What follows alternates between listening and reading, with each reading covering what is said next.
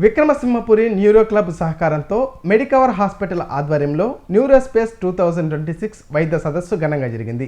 పక్షవాతం, neuro surgery, అత్యవసర చికిత్సల్లో వస్తున్న నూతన మార్పులపై జాతీయ స్థాయి నిపుణులు అవగాహన కల్పించారు.